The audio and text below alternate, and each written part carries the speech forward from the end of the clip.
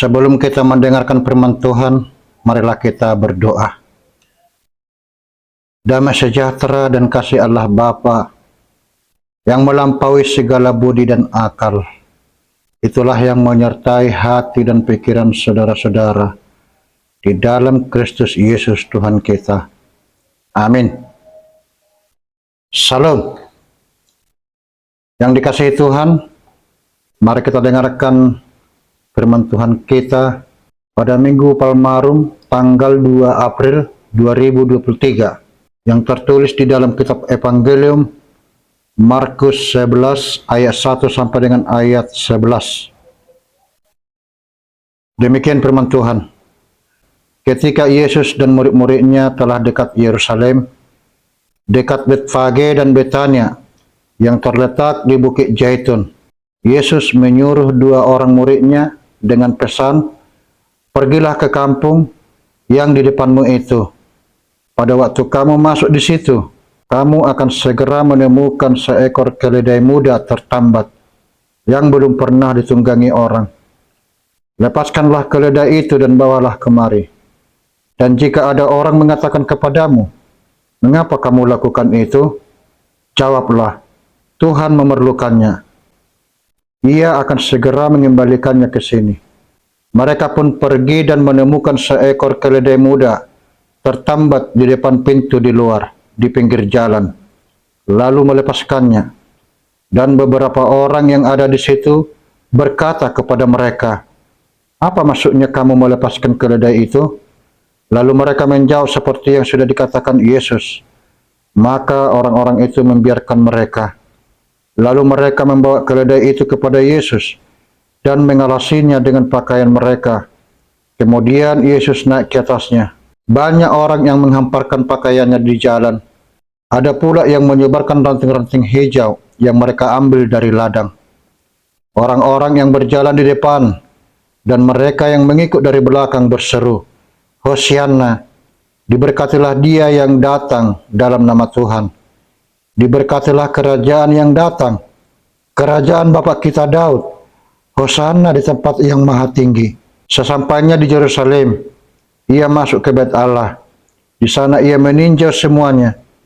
Tetapi sebab hari sudah hampir malam, ia keluar ke Betania bersama dengan ke-12 muridnya." Demikian firman Tuhan. Bapak, Ibu, Saudara yang dikasihi Tuhan, kita telah membaca bahwa Yesus memasuki Yerusalem dengan menunggang seekor keledai dan wajahnya tertuju pada salib. Tetapi menarik untuk disimak bahwa Sang Mesias yang sungguh lama dinantikan itu tidak menunggang kuda, melainkan keledai. Pada masa itu di Palestina, keledai bukanlah hewan yang dianggap hina, melainkan terhormat. Bila raja pergi berperang, ia akan mengendarai kuda. Jika raja datang dengan maksud damai, ia akan mengendarai keledai. Yesus masuk ke Yerusalem bukan untuk melakukan perlawanan secara politis, melainkan untuk menyerahkan dirinya. Yesus datang bukan untuk berperang, melainkan untuk membawa damai. Bukan wajah garang dan haus darah, tetapi dengan wajah lemah lembutlah yang ditampilkannya, dengan kerelaan mengorbankan darah dan nyawanya sendiri. Yesus datang dalam damai, dan demi kedamaian, dan keledai merupakan simbol perdamaian. Bapak, Ibu yang dikasihi Tuhan, keledai walaupun tak segagah kuda, lamban, dan terkesan bodoh, tetapi dihargai Sang Guru dari Nazaret. Bahkan kepada para murid yang diutus untuk menjemput keledai tersebut berpesan, Tuhan memerlukannya. Yesus, Allah yang menjadi manusia, tak sungkan untuk mengakui bahwa dia membutuhkan pertolongan keledai muda itu. Yesus sungguh-sungguh membutuhkan keterlibatan keledai dalam menggenapi misinya. Yesus menjadi perdamaian antara Allah dan manusia. Keledai muda itu secara tidak langsung menjadi rekan sekerja Yesus dalam menuntaskan misinya menjadi juru selamat dunia. Keledai muda itu menjadi rekan sekerja Yesus dan menjadi simbol perdamaian. Saudara yang dikasihi Tuhan, Tepat seminggu sebelum hari raya Paskah, yaitu Minggu Palmarum atau Minggu Falem, warga kota Yerusalem menyambut kedatangan Yesus yang menunggang seekor keledai dengan penuh sukacita dan disambut bagaikan seorang raja. Sebagaimana tertulis di dalam Injil Yohanes 12 ayat 14 sampai 15. Yesus menemukan seekor keledai muda, lalu ia naik ke atasnya, seperti ada tertulis, "Jangan takut, hai putri Sion, lihatlah, rajamu datang, duduk di atas seekor keledai." Di dalam Injil Matius 21 ayat 8 juga dikatakan, orang banyak yang sangat besar jumlahnya menghamparkan pakaian di jalan. Ada pula yang memotong ranting-ranting dari pohon-pohon yang menyebarkannya di jalan. Kalau kita melihat di dalam Injil Lukas, di sana juga dikatakan bahwa sementara Yesus mengendarai keledai itu, mereka menghamparkan pakaiannya di jalan. Ketika ia dekat Yerusalem, di tempat jalan menurun dari Bukit Zaitun, mulailah semua murid mengiringi dia, bergembira dan memuji Allah dengan suara nyaring, oleh karena segala mujizat yang telah mereka lihat. Kata mereka, "Diberkatilah dia yang datang sebagai Raja dalam nama Tuhan. Damai sejahtera di sorga dan kemuliaan di tempat yang maha tinggi." Lalu kalau kita melihat di dalam Injil Yohanes 12 ayat 12 sampai dengan 13, di sana juga dikatakan, keesokan harinya, ketika orang banyak yang datang merayakan pesta mendengar bahwa Yesus sedang di tengah jalan menuju Yerusalem, lalu mereka mengambil daun-daun palem dan pergi menyusung dia sambil berseru-seru, "Hosana, diberkatilah dia yang datang dalam nama Tuhan Raja Israel." Inilah yang mendasari tradisi semua orang Kristen yang membawa dan menggunakan daun palem atau palma saat mereka memasuki gereja pada Minggu Palem untuk menyambut kedatangan Yesus dalam rangkaian perayaan Pekan Suci atau Holy Week. Yang dikasihi Tuhan, pada zaman kuno, cabang palem sering digunakan untuk melambangkan kebaikan dan kemenangan. Selain itu, pohon palem yang banyak ditemukan di daerah Timur Tengah juga melambangkan kesuburan, kesejukan, dan perlindungan.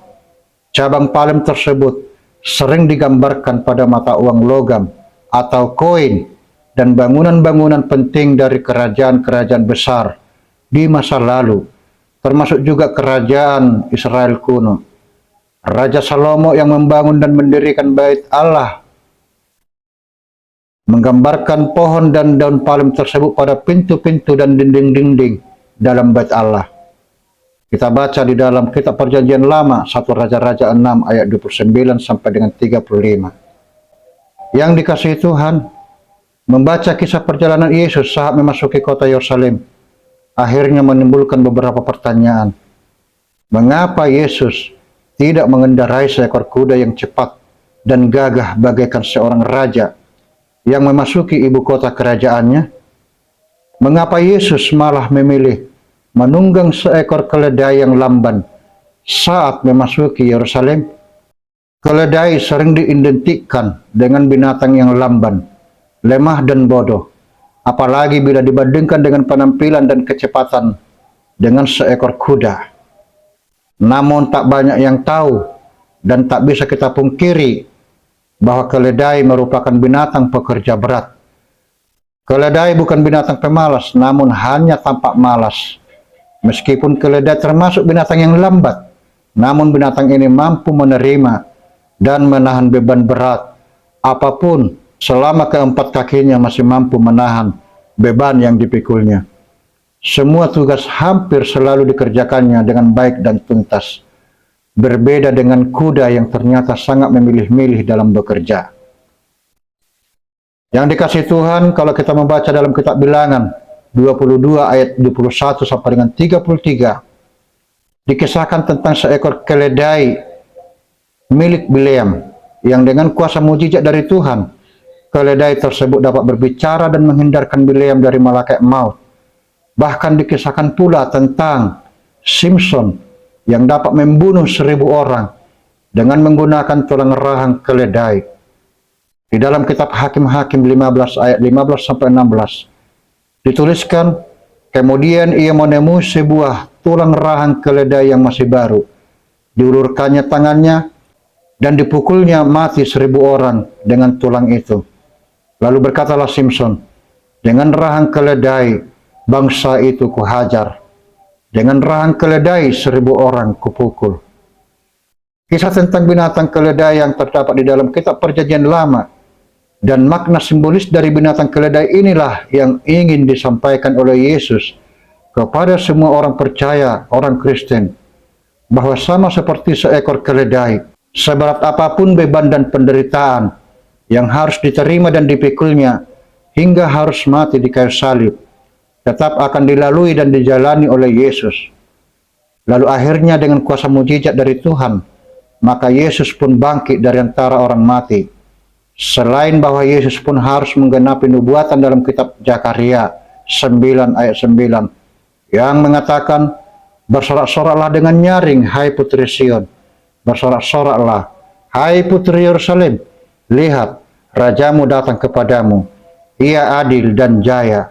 Ia lemah lembut dan mengendarai seekor keledai. Seekor keledai beban yang muda.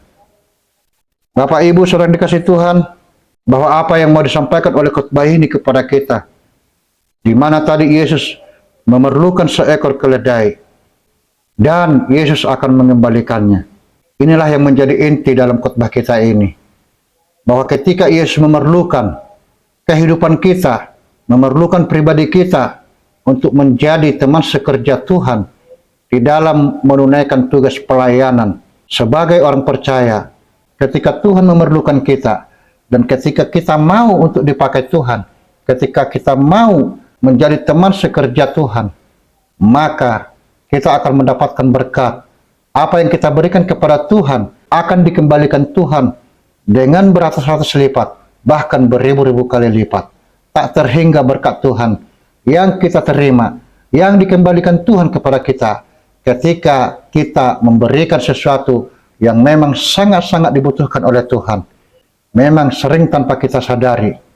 Sama seperti orang-orang di Yerusalem yang mengeluhkan Yesus dengan berseru, Hosana, terpujilah Dia yang datang dalam nama Tuhan. Namun 1 minggu kemudian kita akan mendengarkan khotbah bahwa mereka yang mengeluhkan Yesus sebagai Raja Damai, ternyata mereka jugalah yang berteriak, salibkan Dia, dan bebaskan Barabas bagi kami. Inilah manusia. Inilah kita, hari ini berjanji setia, besok malah mengkhianati. Lain di bibir, lain di hati. Sama seperti lagu yang dikumandangkan oleh Bob Tutupoli.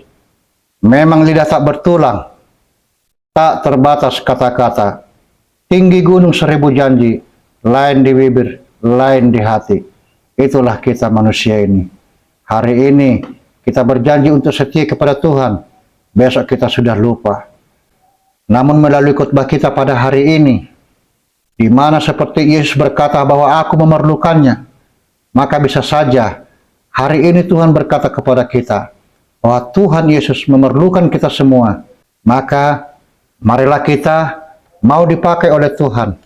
Marilah kita mau dibutuhkan oleh Tuhan, mau diajak untuk bekerja di dalam kehidupan kita sebagai pribadi-pribadi yang percaya kepada Tuhan, pribadi yang percaya kepada Yesus, untuk mewartakan kabar baik yang disampaikan oleh Yesus kepada kita sebagai umat percaya. Amin. Demikianlah firman Tuhan. Mari kita berdoa. Terima kasih ya Tuhan atas firman-Mu yang telah kami dengarkan pada hari ini. Bukalah hati dan pikiran kami, sehingga kami Tuhan semakin memahami dan mengerti tentang firman-Mu. Kuatkan dan mampukan kami untuk melaksanakan kehendak-Mu Tuhan. Dan biarlah kami menjadi alat-alat-Mu, menjadi teman sekerja-Mu Tuhan, di dalam menunaikan pelayanan kami, melalui kehidupan kami sehari-hari. Terima kasih Tuhan, dan ampuni segala dosa dan kesalahan kami. Di dalam Kristus Yesus terimalah doa kami. Amin.